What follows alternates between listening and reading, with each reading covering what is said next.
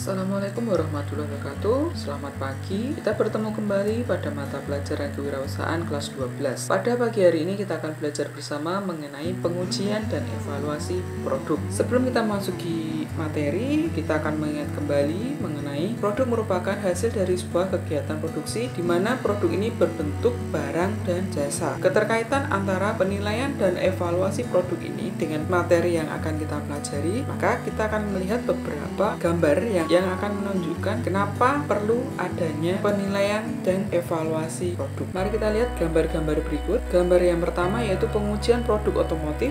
Kendaraan-kendaraan yang ada di jalan raya sebelumnya sudah dilakukan pengujian agar memberikan tingkat keamanan dan kenyamanan kepada konsumen. Di sini ada pengujian produk elektronika. Pengujian ini berfungsi untuk pengguna itu merasa aman dan nyaman dalam menggunakan produk-produk elektronik dan barang yang sampai kepada konsumen itu dalam kondisi yang baik. Di sini ada pengujian produk makanan, di mana pengujian nantinya akan digunakan sebagai bahan evaluasi apakah makanan ini layak untuk dikonsumsi oleh masyarakat. Gambar keempat merupakan pengujian laboratorium untuk bahan kimia untuk memastikan kandungan-kandungannya aman digunakan oleh konsumen. Gambar berikutnya merupakan gambar penghargaan yang diberikan kepada karyawan. Ini menggambarkan pelayanan atau jasa yang diberikan oleh seorang karyawan kepada perusahaannya akan memperoleh imbal balik sebuah penghargaan ketika pelayanan atau kinerja yang kita lakukan itu dianggap baik dan memenuhi kriteria yang telah ditetapkan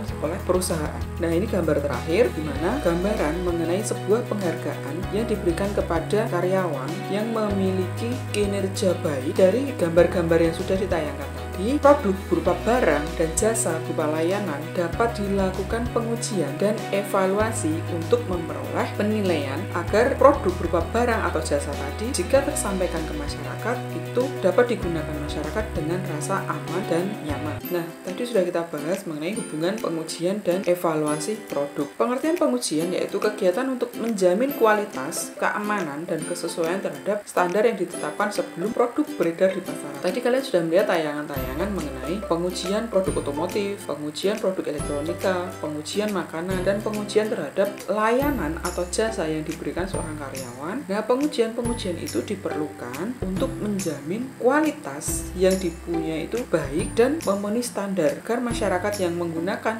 juga akan merasa aman dan nyaman seperti itu. Tujuan adanya pengujian yang pertama, memastikan produk sesuai dengan standar. Untuk memastikan produk sesuai dengan standar ini kita bisa melakukan uji demonstrasi. Misalnya adanya pengujian pada produk otomotif di mana kendaraan-kendaraan sebelum digunakan mereka dilakukan pengujian menggunakan produk asli. Di dalamnya ada namanya manekin yang berfungsi untuk menggambarkan konsumen jika berada dalam mobil tersebut. Nanti didemonstrasikan menabrak tembok, kemudian mungkin dengan kecepatan tertentu, mungkin dengan cuaca tertentu, nanti akan menghasilkan sebuah data di mana mobil itu apakah sudah layak di kondisi tertentu, apakah sudah layak jika nanti terjadi sebuah kecelakaan, apakah airbagnya itu bisa keluar dengan sempurna, bisa melindungi si pengendara. Seperti itu. Tujuan yang kedua yaitu menyediakan data ilmiah. Nah, data ilmiah digunakan untuk mengetahui kandungan-kandungan apa saja yang ada di dalam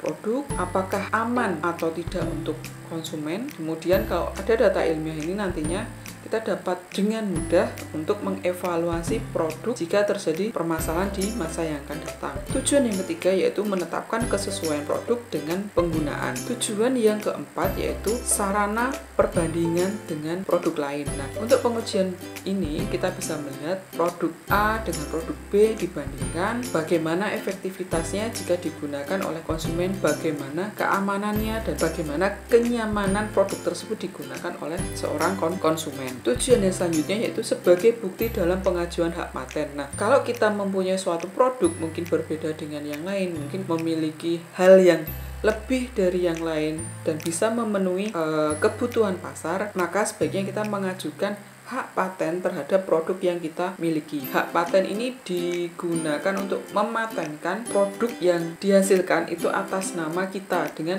mengajukan ke lembaga tertentu. Tujuan yang selanjutnya yaitu membantu memecahkan masalah terkait kendala produksi. Nah, mungkin kalian pernah melihat tayangan yang menggambarkan bagaimana proses produksi baik itu barang maupun jasa untuk menghasilkan sebuah produk, di sana diadakan uji-uji laboratorium untuk melihat apakah proses produksi yang sudah dikerjakan itu mengalami kendala. Mungkin produk yang dihasilkan berbeda dengan standar yang sudah ditetapkan. Nah, dan tujuan yang terakhir yaitu mengidentifikasi efisiensi proses produksi. Nah, terdapat beberapa manfaat pengujian, antara lain meningkatkan kinerja produk. Nah, di mana produk yang dihasilkan itu akan memiliki kualitas yang semakin baik jika kita melakukan pengujian pada produk yang kita miliki. Ini nanti akan memberikan nilai lebih pada produk yang kita hasilkan. Selain itu, pengujian juga meningkatkan kepuasan pelanggan. Kita harus memperhatikan kepuasan pelanggan dalam menggunakan produk yang kita hasilkan agar produk yang dihasilkan itu bisa diterima oleh masyarakat. Manfaat yang selanjutnya itu mengukur kadaluarsa produk. Kalau kita membuat sebuah produk berupa makanan atau minuman atau produk-produk yang memiliki tanggal kadaluarsa dalam penyimpanannya, maka kita harus melakukan pengujian seberapa kuat produk tersebut bertahan dan tidak rusak. Mungkin kalau produk makanan nanti kita bisa menguji coba apakah makanan itu bisa tahan dalam kondisi tertentu dalam waktu berapa lama. Kalau kita sudah mendapatkan hasilnya, kita bisa memperkenalkan produk tersebut kepada masyarakat. Nah, kita bisa melihat produk A dengan tanggal kadaluarsa dari tanggal sampai tanggal 9. Maka kita harus menggunakan produk tersebut sebelum tanggal 9 agar kita bisa mendapatkan kualitas terbaik dari produk yang dihasilkan. Kemudian, memantau kualitas produk. Kalau misalnya dalam proses produksi kualitas yang mengalami penurunan, maka kita bisa sementara menghentikan proses produksinya, kita melakukan evaluasi, kemudian kita gunakan evaluasi tersebut untuk memperbaiki produk sebelum. Yang terakhir yaitu memantau jalur distribusi. Kebutuhan akan suatu produk ini menentukan jalur distribusi pada masyarakat. Terkait dengan pengujian dan evaluasi, nanti akan ada beberapa lembaga-lembaga pengujian produk yang dimiliki baik pemerintah maupun swasta. Lembaga pengujian produk ini biasanya produk itu diuji kemudian memiliki standar. Di sini ada beberapa lembaga pengujian produk, antara lain ada Sukovindo di mana diberikan amanat untuk melakukan pengawasan, pengujian dan evaluasi dalam bidang pembangunan. Kemudian lembaga yang kedua yaitu Badan POM atau Badan Pengawasan Obat dan Makanan. Nah, lembaga ini berfungsi untuk mengawasi dan mengevaluasi obat dan makanan yang beredar di masyarakat, memastikan bahwa produk yang ada di masyarakat itu layak untuk digunakan oleh konsumen, tidak ada kandungan bahan pengawet atau mungkin ada bahan yang bisa merusak jaringan-jaringan tubuh seperti itu. Selanjutnya yaitu Badan Standarisasi Nasional atau BSN. Nah, dia memiliki tugas untuk membuat standar-standar yang nantinya bisa digunakan untuk pengujian atau penilaian yang dilakukan.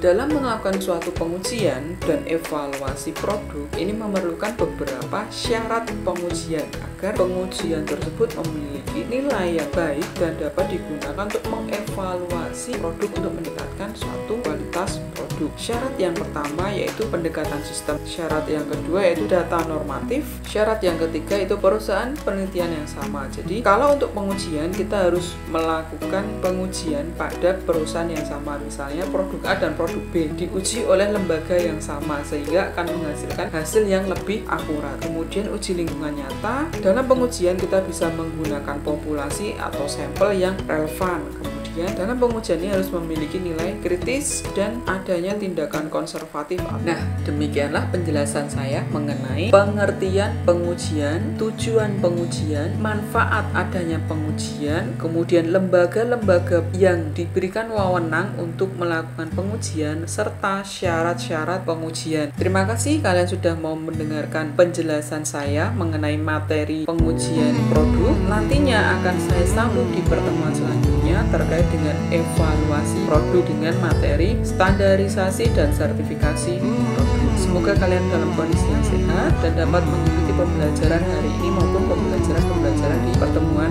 berikutnya. Selamat pagi. Wassalamualaikum warahmatullahi wabarakatuh.